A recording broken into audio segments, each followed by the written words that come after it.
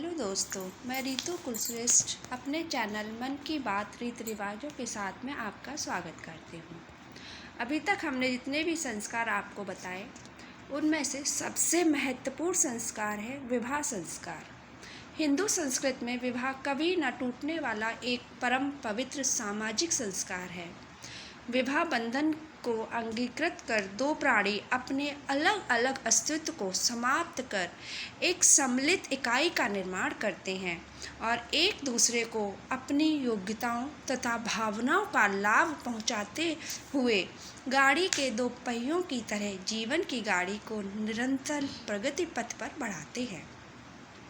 अर्थात विवाह दो आत्माओं का पवित्र बंधन है जिसका उद्देश्य मात्र इंद्रिय सुख भोग ही नहीं अपितु सृष्टि नियमानुसार संतान उत्पादन कर एक परिवार की नींव डालना है।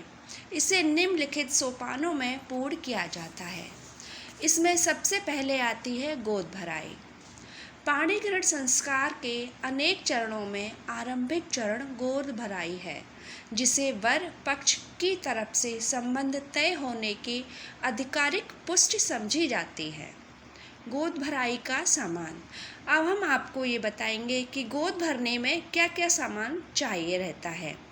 साड़ी, आभूषण, अंगूठी, फल, मेवा, मिठाई अपनी सामर्थ्य अनुसार जो भी हो आप लेके जाएंगे।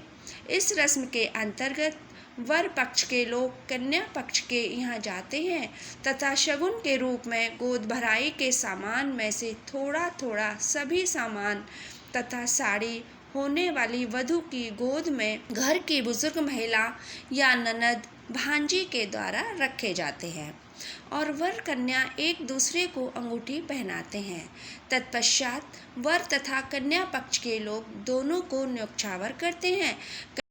कन्या पक्ष की न्योछावर वर पक्ष को तथा वर पक्ष की न्योछावर कन्या पक्ष को दी जाती है तथा कन्या पक्ष के लोग वर की गोद में रुपए डालते हैं और वर पक्ष के लोग कन्या की गोद में रुपए डालते हैं तथा आशीर्वाद देते हैं। कन्या पक्ष द्वारा वर पक्ष के सगे संबंधियों को फल, मिठाई एवं समुचित उपहार देकर विदा किया जाता है। इसके बाद पीत पत्रिका या पीली चिट्ठी चलाई जाती है। पीली चिट्ठी कन्या पक्ष द्वारा शुभ दिन विचार कर वर के घर पर भेजी जाती है। इस रस्म के बाद घर के सदस्यों का अशुभ कार्यों में जाना वर्जित हो जाता है तथा घर के भोजन में मूंग की दाल की मंगोड़ी का उपयोग नहीं किया जाता है। कुछ समाज में इसे अशुभ माना जाता है और कुछ में शुभ माना जाता है।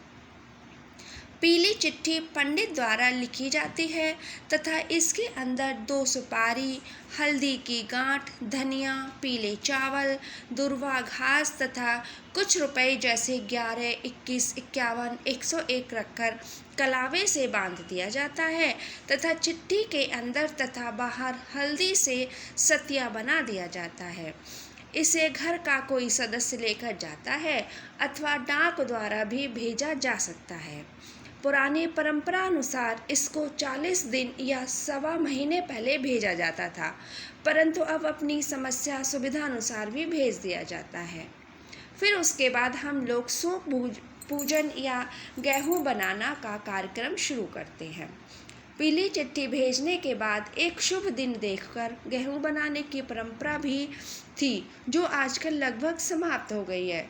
इसके अंतर्गत सूप को कलावा बांधा जाता है और हल्दी से सतिया बनाकर 5 या 7 सुहागिन स्त्रियां मंगल गीत गाते हुए गेहूं बनाती हैं। धन्यवाद।